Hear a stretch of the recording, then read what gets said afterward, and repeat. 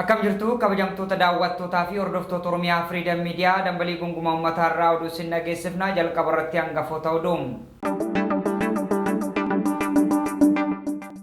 Manni Jeneraal Waaqoo guutuu caalbaasiidhaan gurguramuudhaaf akka jedhu maatiin isaanii himanii jiru. Leenjisaa Gammadoo Daddafoo badhaasa maraatoonii didaniiti jiru. Inshuraansiin midhaanii qonnaan bultoota idilee baadiyyaadhaaf tumsuu World Food Programming kennameefii jira. Mariin Itoophiyaa fi Somaaliyaa gidduu Ankaraatti gaggeeffamaa ture bu'aa malee goolabame marsaa biraatti itti fufa jedhamee jira. Oduu isin dhageessuun keessi wajjin turaan Jibriil Muhammadii amma oduu bal'inaan. Manni Jeneraal Waaqoo guutuu caalbaasiidhaan gurguramuudhaaf akka jedhu maatiin isaanii himanii jiru. Manni Jeneraal Waaqoo guutuu idaa baankiin qabamuudhaan caalbaasiidhaaf dhiyaachuun haati manaa Jeneraal Waaqoo guutuu aadde Halimaa Alii turtii qubee miidiyaa waliin taasisaniin himaniiti jiru. Dabalataa gabaasichaa akka itti aanutti isiniif dhiyeessa. Lafa san amma ijoolleen hin dalaynaan jettee caratan irraa rabbaasan. Waraqaa baankii kaayan Oromiyaa ganta'a achi kaayan waraqaa Oromiyaa ganta'a achi jira waggaa gayamma gacaarataan irra baye tokko kana gacaarataa irra baye. Manni Jeneraal Waaqoo guutuun caalbaasiidhaan gurguramuudhaaf akka jedhu haati manaa isaanii miidiyaatti himan. Manni Jeneraal Waaqoo guutuun idaa baankiin qabamuudhaan caalbaasiidhaaf dhiyaachuu haati manaa Jeneraal Waaqoo guutuun aadde Halimaa Alii turtii qubee miidiyaa waliin taasisaniin himanii jiru. Ilmaan isaanii keessaa tokko mana kana qabsiisuudhaan hojiidhaaf jecha birrii miliyoona 7 baankii hojii gamtaa Oromiyaa irraa liqeeffachuu kan himan haati manaa Jeneraal Waaqoo guutuun birrii miliyoona 2.5 deebisuun kun immoo hin deebine jedhanii jiru. Maallaqni kun deebuu dhabuudhaan hordofee baankiin caalbaasiidhaan mana irratti baasee jiraachuu isaas dubbatanii jiru. Jeneraal Waaqoo guutuun qabsaayaa nama guddaa abbaa Oromoo hundaa kan ta'an qabeenyi isaan horatan immoo uummata Oromoo fi qabsoo uummata Oromooti jechuun inni uummata Oromootti nu dhiisee deeme uummanni Oromoo immoo amaanaa isaa akka eegan jechaa jiru. Uummanni Oromoo bal'aan manni kun akka hin gurguramnee fi deeggarsa akka nuuf taasisan jechuun aadde Halimaa Alii waamicha taasisanii jiru. Leenjisaa Gammadoo Daddafoo badhaasa maraatoonii didaniiti jiru. Sagantaa beekamtii fi badhaasa garee atileetiksii Itoophiyaa Olompikii Faaris irraa deebi'aniif marsaa biyyaalessaatti qophaa'e irratti leenjisaa Gammadoo Daddafoo badhaasa diduudhaan ijoo dubbii ta'ee jira. Guutuu gabaasaa akka itti aanutti isiniif dhiyeessa. አንደኛ በህይወቴ የተደሰትኩበት ቀን በህይወቴ የምፈልገውን የተናገርኩበት ቀን ዛሬ ናት። Leenjisaa Gammadoo Daddafoon badhaasa maraatoonii didan sagantaa beekamtii fi badhaasa garee atileetiksii Itoophiyaa Olompikii Paaris irraa deebi'aniif masara biyyaalessaatti qophaa'e irratti leenjisaa Gammadoo Daddafoon badhaasa diduun ijoo dubbii ta'ee jira.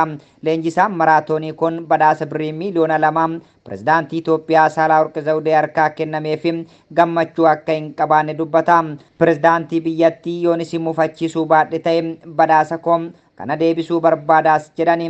Galgala masara biyyaalessaatti yaada kana kan kennan leenjisaa Gammadoon roobii guyyaa miidiyaa biyyaalessaa irratti dhiyaatanii waltajjii sana irratti haala dubbatan sanaan komii dhiyeessuun isaanii dogongora ta'uu himanii jiru. Yeroo sanatti miira keessa galee jira. Wanta naaf kenname fudhadhee yeroo biraa calanqisuun narra ture jechuun komii kaasee jira. Pirezidaantii biyyattiin dubbachuun narra hin turre. Kanaanis gaabbee eegaa dhiifama isaan gaafadhaas jedhee jira. Dabaluunis uummata Itoophiyaa mara dhiifama akka gaafatan dubbata. Isaan qofaa miti pirezidaantitti achitti wanta godheefi uummata Itoophiyaa mara dhiifama gaafachuun barbaadaas jedhe. Akkamiin biyyarraa maallaqaa fi faayidaa dursita jedhamuudhaan gaafii TV irraa dhiyaateef yoo deebii kennu biyya koorraa maallaqa dursee hin beeku. Inni kaleessa dhimma siyaasaaf oolee ta'e malee biyya koorraa sekondii tokkoof illee mindaa akkanaaf hin kafalle beekaa tures jedhaa jira. Garee atileetiksii biyyattii bakka bu'uudhaan dorgommii fi badhaasni yeroo adda addaatti kennamu guguddachaa barana atileetii warqee fide Taamiraat Tolaa fi birrii miliyoona 7 fi warqii nishaanaa badhaafamee jiraas jedha. Kanneen meetii injifatan Biraanuu Araggaa, Siggee Dhugumaa fi Tigistee Asaffaa tokkoon isaanii birrii miliyoona 4 kennameefii jira jedha. Leenjisaaf kanaaf kan Olompikii Paarisii Itoophiyaa medaaliyaa 4 irratti argate irratti hirmaatanis akkuma kana dura badhaasanii kennameefii jiraas jedha. Sagantaalee televezyiinii biyyaalessaa irratti kallattiin darbaa ture kanarratti waltajjiitti fuula ifaadhaan bahanis badhaasa kana fudhachuun leenjisaa maraatoonii Gammadoo achis komii isaanii baasanii jiru. Kabajamoo pirezidaantii keenyaa nuyi leenjistoonni yeroo dheeraadhaaf dhamaanee jirra, waan guddaas goonee jirra, dhamaatii keenna hin madaalus jedhe. Ani haala nama gaddisiisuun warqii fi meetii akkasuma immoo dippiloomaa atileetotaa sadarkaa madaaliyaa hin seenne argamsiisee bara biyyaaf qopheessee jira jedha. Anaaf miliyoona 2 amma arrabsoo waan ta'eef yoon isin mufachiisuu baadhee badhaasa koo kana deebisuun barbaada, waan dhufuu malu hundaa nan simadha jechuun badhaasa achuma kaanii jiru. Dubbiin leenjisaa atileetii Taamiraat Tolaa fi Tigistee Asaffaa kan Olompikii Paaris irratti meedaaliyaa warqii fi meetii maraatoonii galmeessan ta'an kana waan hin eegamne tures jedhu. Waltajjiin qabxii Itoophiyaa gadi xiqqaachuun pirezidaantiin Itoophiyaa ministeera aadaa fi ispoortii akkasuma pirezidaantiin koree olompikii kaa'e kanarratti kan guddate as bahee garuu waa'ee leenjisaa kanaa ture. Dubbii fi fuula leenjisaa Gammadoo kan mufii fi aariidhaan komiin kan irraa guutamoo ta'u kana namoonni waliranii jiru. Kaan safuu hin qaban yoo jedhan kaan immoo sirrii godhan jechuun deeggaranii jiru. Leenjisaa Gammadoo Daddafoo Taamiraat Tolaa Tigistee Asaffaa Amaanee Bariisoo dabalatee atileetota garaagaraa leenjisuudhaan sadarkaa guddaan gaanii jiru. Inshuraansiin midhaanii qonnaan bultoota idilee baadiyyaadhaaf tumsuu World Food Programming kennameefii jira. Piroojeektiin inshuraansii midhaan nyaataa kan sagantaa nyaataa addunyaa WFP'dhaan mootummaa Itoophiyaa fi gorsitoota puulaatiin deeggaramu qonnaan bultoota idilee baadiyyaa naannoo Amaaraatti argamaniif tumsuu taasifameefii jira. Dabalataa gabaasicha akka itti aanutti isiniif dhiyeessa. Inshuraansiin midhaan qonnaan bultoota idilee baadiyyaa tumse. Piroojeektiin inshuraansii midhaan kan sagantaa nyaataa addunyaa yookaan World Food Programming mootummaa Itoophiyaadhaa fi gorsitoota puuliitiin deeggaramuun qonnaan bultoota idilee baadiyyaa naannoo Amaaraatti argamaniif tumsa taasisaa jira. Qonnaan bultoonni 54,000 nageenya maallaqaa akka argatan taasisuudhaan rakkoolee akka hongee, rooba humnaa olii, bubbee cimaa, weerara ilbiisaa fi akkasuma dhibee midhaaniitiin hubaman tumsuuf oolee jira. Qonnaan bultoota gargaaraman keessaa Yohaannis Nagaash piroojeektii kanarraa fayyadamuu dubbatee jira.